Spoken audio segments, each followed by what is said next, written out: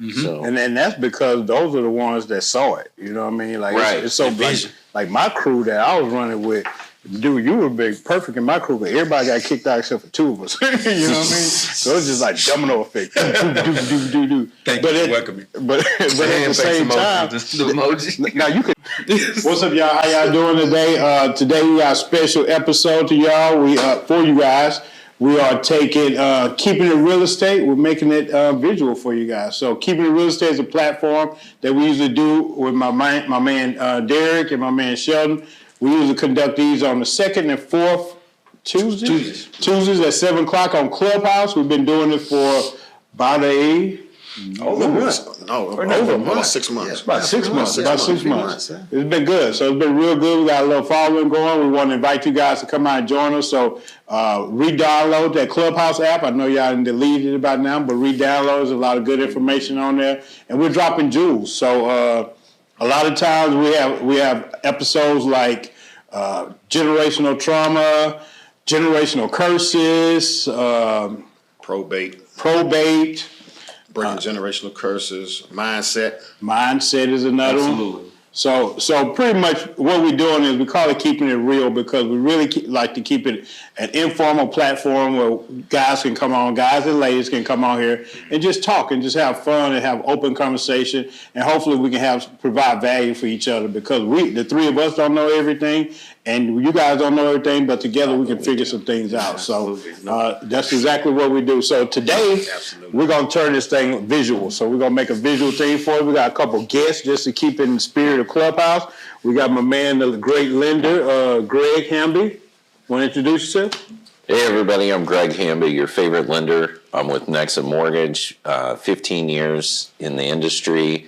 I'm here in Houston, and I'm happy to help. Thanks, Greg. Get you. Ray. Yeah, my name is Ray Carlton. I'm the True Realtor from Houston, Texas. You can find me in the streets in the boardroom. Let's go get it. Okay, cool. And I cannot forget about my guys, my co-host, Mr. Ball. Yeah, I'm Derek Ball, the trusted realtor. Here to help any kind of way with the vets, any homeowner needs you have, holler at me. Sheldon, what you got? Sheldon Fortenberry Jr., branch manager, Masters Home Mortgage, a.k.a. loan officer who cares, here to assist you guys best way possible. Cool. Thanks for everybody showing up. So today's topic is going to be veterans. Of course, we talk on real estate. Everything we do end up going back to real estate because what we didn't realize in this chase for generational wealth, we find that real estate is the cornerstone. You know what I mean? So it may be investing, it may be just buying your own house. If you buy your own house, it's still an investment. So it's still a good thing. But today we're going to talk about veterans. And today we're going to talk about veterans in real estate. But what I want to do right now, I just want to take a minute to kind of express some of our experiences in the military, good or bad. We ain't gonna shame nobody because remember the country's at war right now, so we can't shame. I'm just joking. So just to start the party off, I'll just say myself, like I say, I'm an AK Baber, so I signed up to go to the military straight out of high school, 1993. 1993.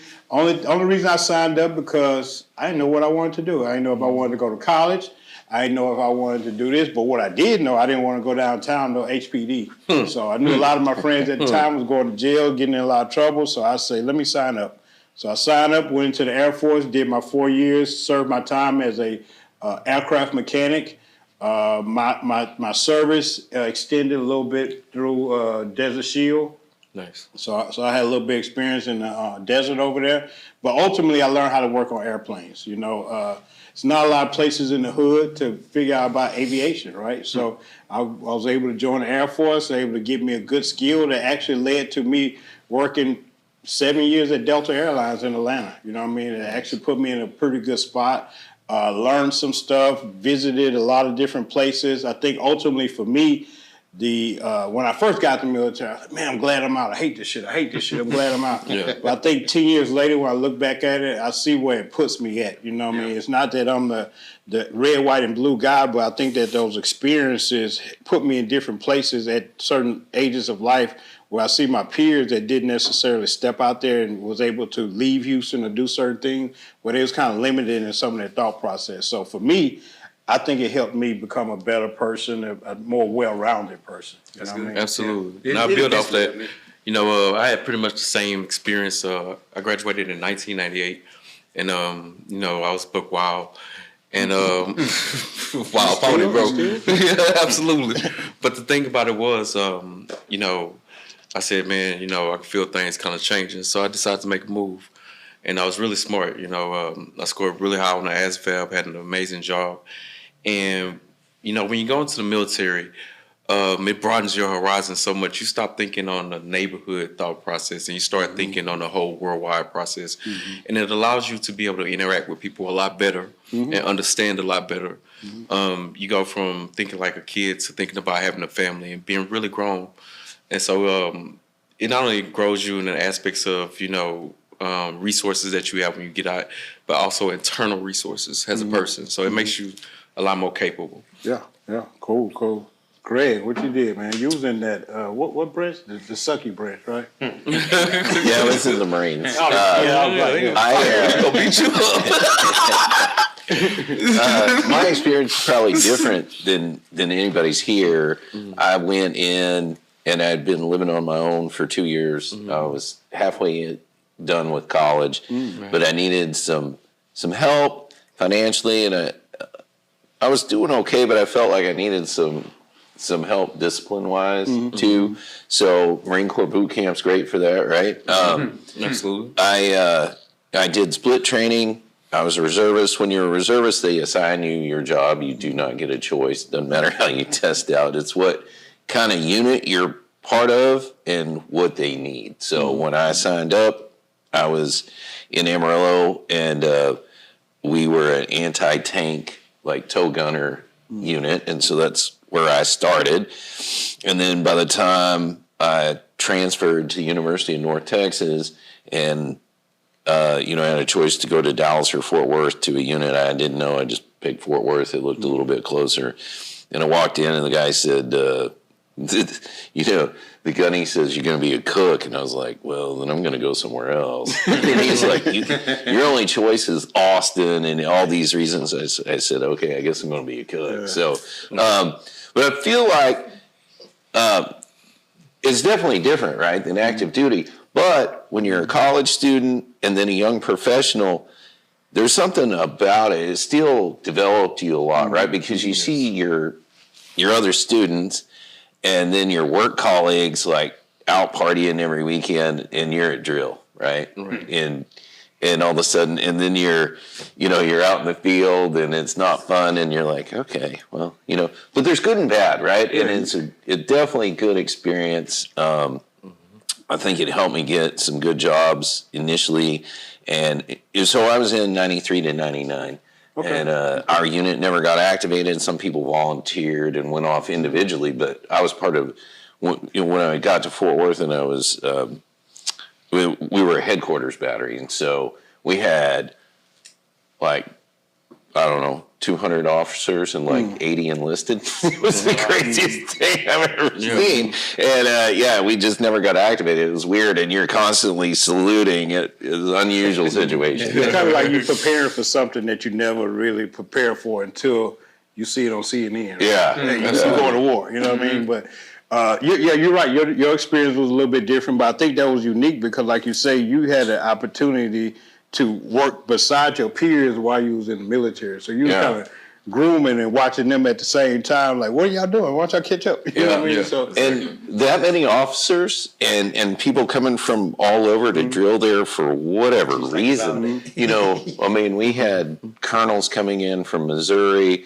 We had a major that would come in from New York that was an investment banker, you know? Well, our CO, well, he was a captain then and later became a major. He was the head guy in Las Colinas for Arthur Anderson, the consulting firm at that time. So I wasn't around average people. Yeah. And, you know, and then on my end, like all the people out in comms and supply and, you know, food service was all over the place, right? Like lots of cops and firemen. And so you see this big distinction, right? This huge gap, but No, that's cool. What's up, Derek? What you had? Our experiences are somewhat similar in terms of when I went into the Corps, I was in school as well. But my reasoning for going in, and it may not make any sense to anybody, but during that time, I had, in a period of 2 months, I had like 3 deaths. One included my best friend, shot and killed, what have you.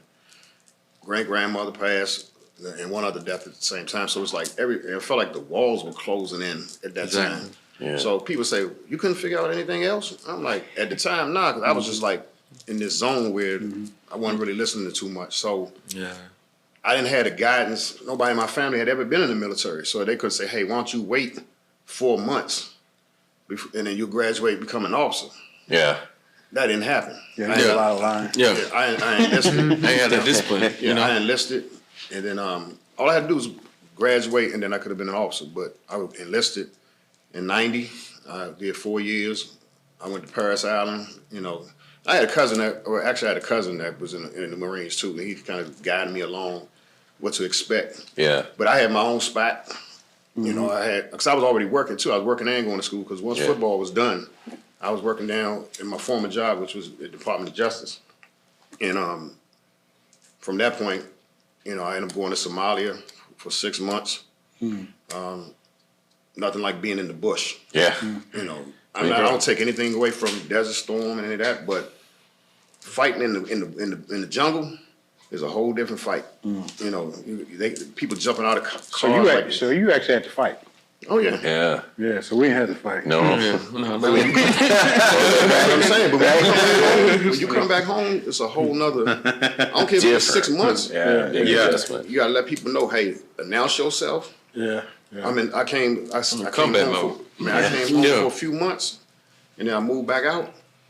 And my mother was about to tap me on my shoulder. I was about to flip her over my shoulder. I'm like, hey, mom, you gotta let me know you in the room. But that was bad. See, at first I used to want the glory job. You know, when I got assigned to aircraft mechanic, let me tell y'all, they right. Everything they said to you at recruiting, they lying to you. It's gonna be totally different. You ain't going where you say you're gonna go. No. You ain't getting what job you say you're going to get. So when I became an aircraft mechanic, I really wanted to be a pilot. So I was kind of disappointed. I didn't really understand what you need to become a pilot at the time. But I was disappointed. But now I look back at it, that was the best move I could have ever made. And if they would have offered me a cook position, I would have took that mug in a heartbeat. Because we get to pay the same, right? Yeah. But that's what I wanted to be, a pilot. And they said, your eyes are too bad. Yeah. Too. But then as far as the recruiter could have been like, all right, he wasn't gonna let me finish school because he had to, pad his stats. He got numbers. You know, he's like, I said, man, don't give me I don't want that pompous circumstance and how lifestyles of the rich and famous type thing. Man, when am I going to? So we going to Paradise Island. I'm saying, okay, all right, let's go. Sign me up. Paradise Island? Paris Island. But they call it Paradise Island. I know. I was going to say that's what he sold you on. So Paradise. you went where the recruiter said you? No, that's where if you east of the Mississippi, you go to Or Paris Island. MCRD, West, San you Diego. go to San That's Diego. where I went. Hollywood Marines. Yeah. I don't give y'all the business no more, man. What you got, boss? Oh man, we talk about the recruiter stories and stuff like that. Though one came to my high school, Crockett, Texas. Shout out Crockett, Texas, 4 Mile. Anyway, they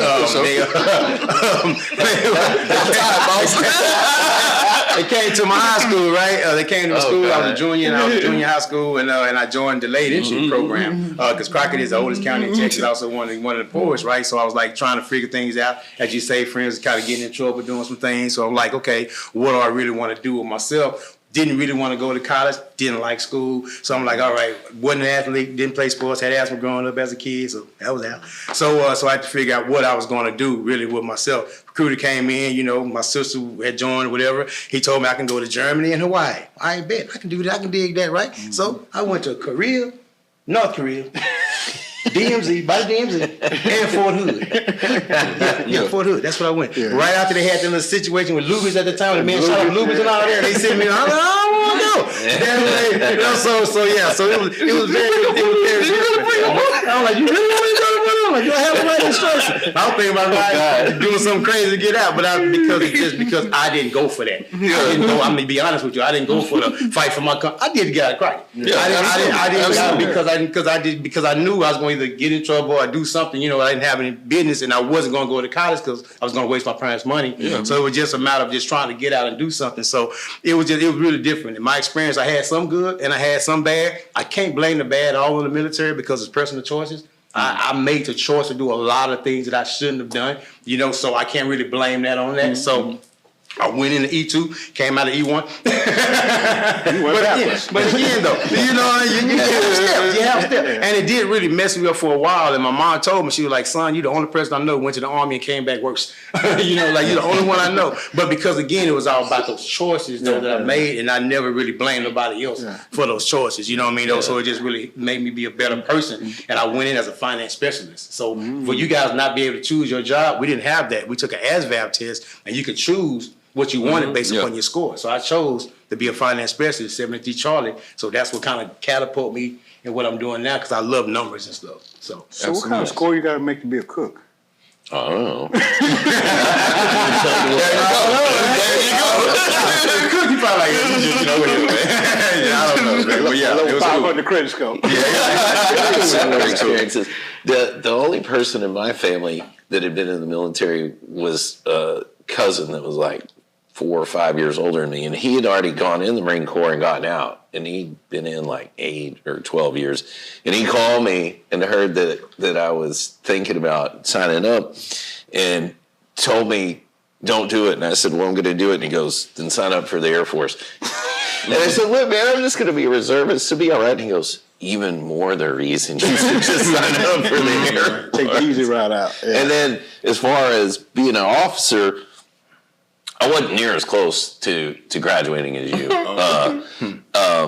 But then when I did graduate, I was still in, right? And then some of the officers, they all come and they did this to all of us that graduated and try to get us to, you know, stay in and become officers. But that 4 was enough. yeah. None of us did it. We were all like, "Yeah, thanks, but we're ready to get out." So let me ask you, since we're all veterans and we never known each other outside of real estate, do you think military and real estate have something in common? I had never thought about I that. haven't either. So I think I just thought about it when we had this conversation. I think you know, I think I can speak for everybody around this table when I say that I look at 5 successful men, and the military had something to do with that. You know what I mean? Discipline? Whether no matter how you came out of it, no matter how you felt about it, at the end of the day, there was something embedded in you that allowed you to be here today. And this is a great place to be. Yeah. You know what I mean? And I take one thing from that, because I felt like before I got to the military, I mean, because like he was saying earlier, I was pretty much on my own. One thing military taught me was patience. Yeah. Hurry up and wait. Yeah. Hurry up and wait. Hurry up and wait. You know, Absolutely. and everything's done for a reason. But one thing it taught me was patience. You know, and now some of that has fallen off over the years. Amen. But look how long I've been almost 30 years. So. Well, what about one thing I do admire about you? You're very disciplined. I told you that before. You know what I mean? So you don't think you're still carrying that from the military, or that's just you in general? I felt like I think it enhanced it. You were like that before. Because, and one thing I never even thought that I would even be in the military, because I was in ROTC, and I said, "This is enough." Oh, you were destined for it. Nah, but I was like, I hated it. Why were you in ROTC? You said, why? Easy. Yeah, I'm bothered, man. So, yeah, and that's another story. Anyway, so I was like, I wanted to be when I went up to Howard, they were like, "Man, you want to be?" No. I'm like, trying to play ball, what have you, get out of here. You know, so, but discipline, I think it enhanced it. But main thing, like I said, was patience.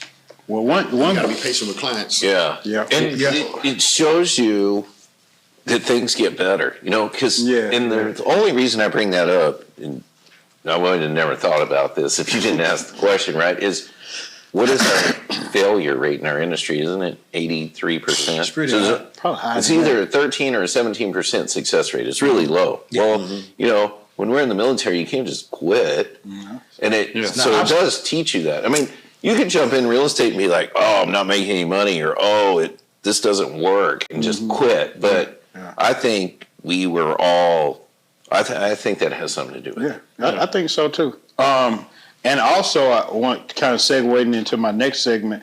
One thing I've learned about the veterans in real estate investment community, the investors that I know that's doing it good and doing it hard, most of them veterans. Yeah. You know what I mean? They're so disciplined about it. They're so structured about how they write up their contracts, about how they run their scope of work and their budget and everything. True. Everything got to be down to a T. And those are guys that I see that's most successful with this. Yeah. So this is the table that I know that's going to be successful at this. So keep up the good work, guys, and let's keep mashing the gas and let's buy every house in the hood. Yes. Well, there's a saying, right? How you do anything is how you do everything. Yeah. So Jay, he's all into investing. And that's the guy that's all into HAR now and all that stuff, but Trek or whatever. Isn't he into Maybe, I think so. He personally does more commercial now, but him and his dad have a lot of commercial and residential. And, he was a Marine. He got fragged by 2 grenades. He walks like a Marine. You know? Yeah.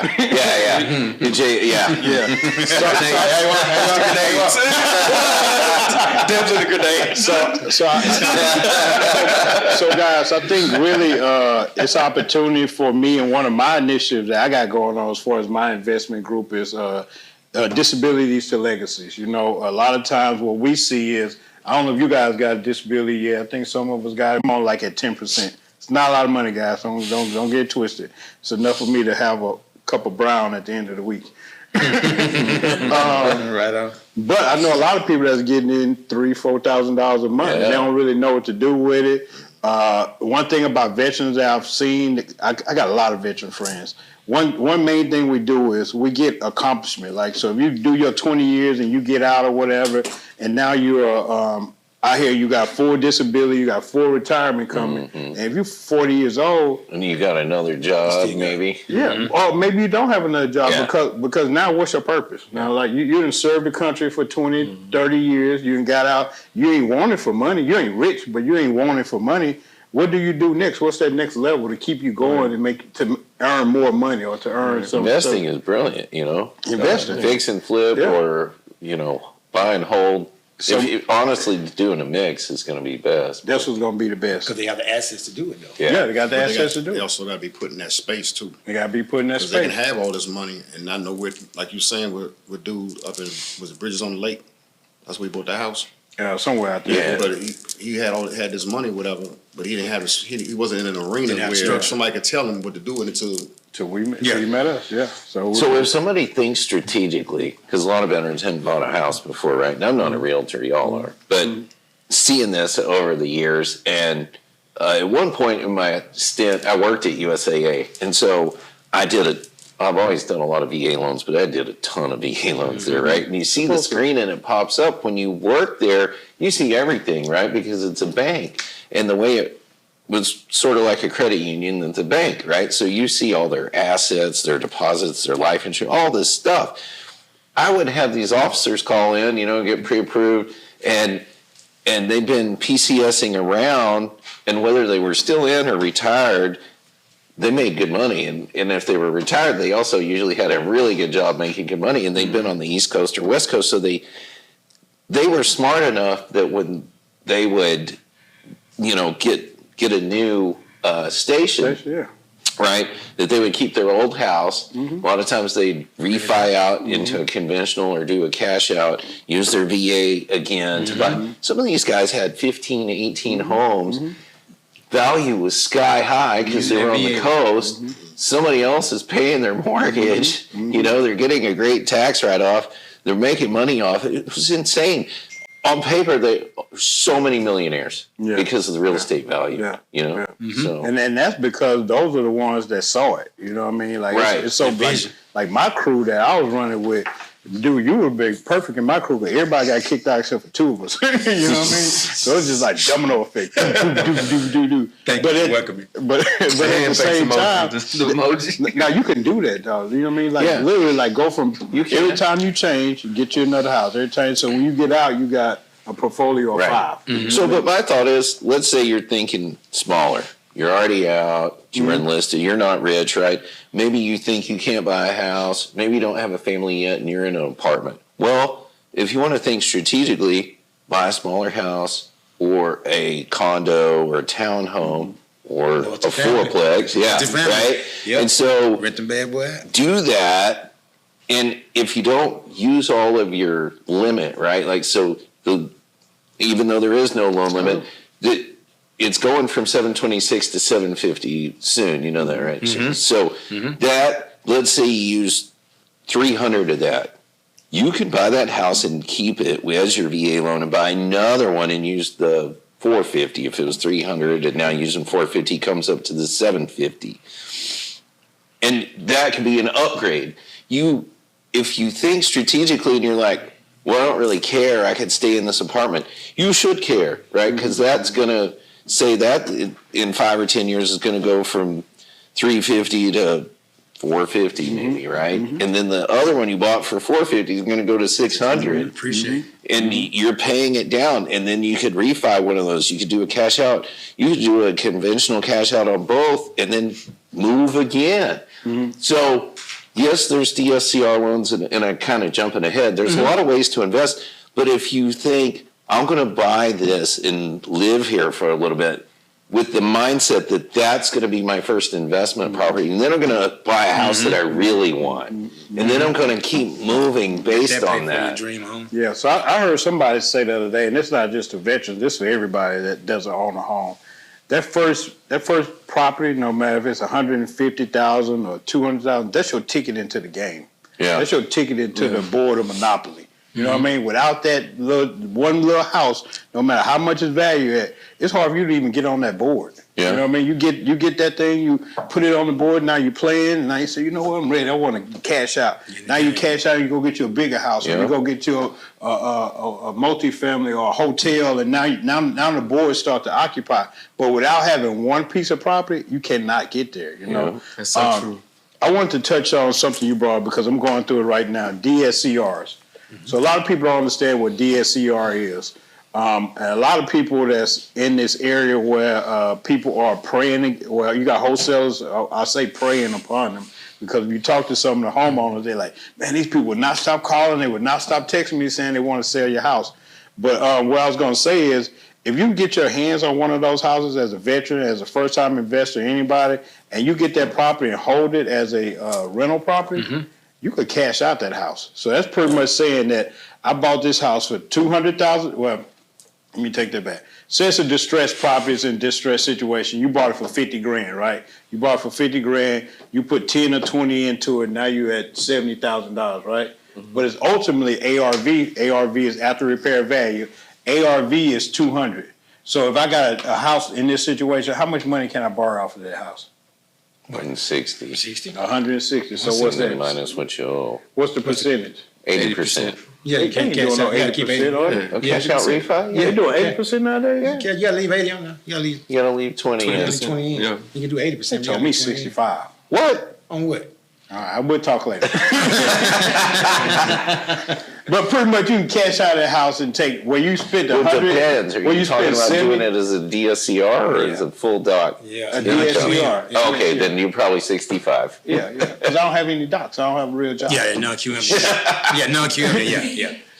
You cheating Uncle Sam, huh? So pretty much your $60,000 investment then turned into a $100,000 cash out, right? Yeah. And so you pull that money out there, you put it for the people that's not in the right mindset. You're gonna say, why am I gonna put a mortgage on this house that's already paid off? You know what I mean? Us broke people always say, man, it's paid off. I don't want to put no mortgage on it. Yeah. But I put a mortgage on it so I can get my $70,000 back out of it. Yeah. I get my $70,000 plus $30,000. Now that's $100,000 that I go run that same play on another house. You might be able to do that on 2 with that You might money. be able to do it on 2. Yeah, you might be able to start 2 again. Yeah, how you stretch it. So those are the tickets to home ownership or to generational wealth that I was talking about. So let's get one $50,000 piece and put it on the board. You know what I mean? Don't worry about the $300,000 or the $400,000 or the dream house or whatever. Let's just get something. Let's put it down. And let's start playing. Yeah. So that's pretty much what I'm going through right now. I'm doing that. I'm very, very excited because I've never had a check for that big amount of money. Absolutely. And I'm excited about going and putting it back in the market. So, and I don't even want nothing out of it. That's kind of crazy. So as you get older, your wants are not the same Yeah. anymore. Right? You know what I mean? Yeah. The first time I said, I'm going to go get me a car. I'm going to go get me a Tesla. I don't even want that no more. You know what I mean? I simply want to do it all over again. Play it again. You know what I mean? I'll eat later. I got a Navy chaplain in California that is trying. I got him qualified. He's working with somebody who's a veteran. Works for Jay. He brought me the guy, but anyway, or else I would have called you. See how they do? So he's totally adjusted what he's looking at, but he's looking at like 70, 80,000. He just wants to get his first one, get going. $70,000, $80,000 townhome or condo, and so and then he's trying to see if it's going to work. And so far, it's hard to make it work because of the HOA. It's hard to make it cash flow. I mean, it's a low amount, but HOAs be out real high. So that's all the little things you got to work with. So it sounds easy, but it's not as easy. There's a lot of loopholes and things that you got to go through and be prepared for. But guys, let's go ahead and wrap this thing up, man. It was a great conversation today. I really appreciate you guys' time today. Like I say, we are on Keeping It Real Estate on Clubhouse every second and fourth Tuesdays at 7:00. So y'all check us out. Derek, as tradition goes, you got anything else? I don't have anything to close us out with. You ain't got nothing to close us out with today? Oh man, we got to work on that. The next episode was supposed to be about ethics. Okay, yeah. So our next episode on Clubhouse, we're gonna actually talk about ethics. Ethics go real far. It's not about not trying to stay out of trouble at the job, but it's about just doing everything. Like Sheldon said, how you do anything is how you do everything. So if you do unethical shit at this table on the podcast, then you're gonna do unethical shit out there. So with that being said, guys, y'all want to say anything else? So we go. I'll say this last thing. I know there's a lot of acronyms, DRCs, and this, that going around, and a lot of people might not understand that. But what I want to tell y'all is when you have real estate, it gives you the opportunity to do financial gymnastics. You can jump through one property, do this, do that, take properties out of another one, this, that. The second thing I'll leave y'all with is real estate is one of the most amazing businesses in the world. I was trying to read the Bible one day from front to back, and I felt like 100 times. But I found the first real estate deal in the Bible. And when you have something that's here at the beginning of time and still here, it's definitely the business to be in. Indeed. So I'll leave y'all with that. Really think about it and try to get into this business. You can make a lot of people free. Yes, sir. Thank you, Ray. Ray, got anything? he made me think of something, and I don't want to go off on a tangent too far. But if that's in the Bible, and you're right, it is. Yeah. I thought about this. There's this whole 2030 agenda thing. But anyway, not to get, but so, and I saw the World Economic Forum pushing this, right? That by this year, people will be so much happier, and the world will be better off if nobody owns anything and everybody leases everything. And I thought, the first thing that came in my mind is, who are you going to lease it from? Somebody owns it. Somebody owns it. And so, no, we are not better off if we don't own anything. We are much better off if we own it. Something. So I bet you there was a bunch of landlords too. Yeah, right. Somewhere. Yeah. But I love it. I love it. I think that's important. We got to have ownership. We have ownership in our land, ownership in our actions, ownership in our businesses, ownership in everything. I think things would be a lot better. We take ownership in our little piece of America, then we ain't got to worry about all that shit that's on the news. Let's just take care of our corner. Bottom line. You know what I mean? Yeah, absolutely. You got anything to take us out? Man, build your own table. You ain't got to worry about asking to sit at nobody else's table. Absolutely. Look where we're at. You know, at the table that they do. But no, I want to thank you guys, man, for what y'all represent to the industry, though, man. Appreciate you guys. Appreciate this beautiful studio. Appreciate everything. Thank you, Jasmine. God bless everybody. We'll see y'all soon. Hold on.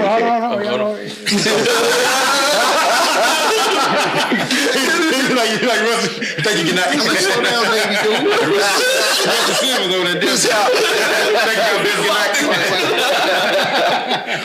I just want to say I'm thankful to be a part of everything. from our first meeting. We've been rocking for the last 3 years. Then Sheldon came along. Then you guys in, and I'm thankful for things. Don't happen by happenstance. I don't believe in coincidences. Absolutely. Right. But I just leave with letting everybody know I'm a problem solver who happens to be a realtor. Absolutely. So I also want to say thank you to CCN, thank you to Jazz who helped them put this together. If y'all haven't, and the beautiful staff, if y'all haven't had the chance to come out here, if y'all haven't had the chance to come out here and check out CCM and y'all do talk to Jazz, they're doing some magnificent things for the community and for the culture, you know what I mean? So Absolutely. Let's keep it moving, match your gas, man. Yes, indeed. So thanks everybody. See y'all later. Thanks. Let's get your keys.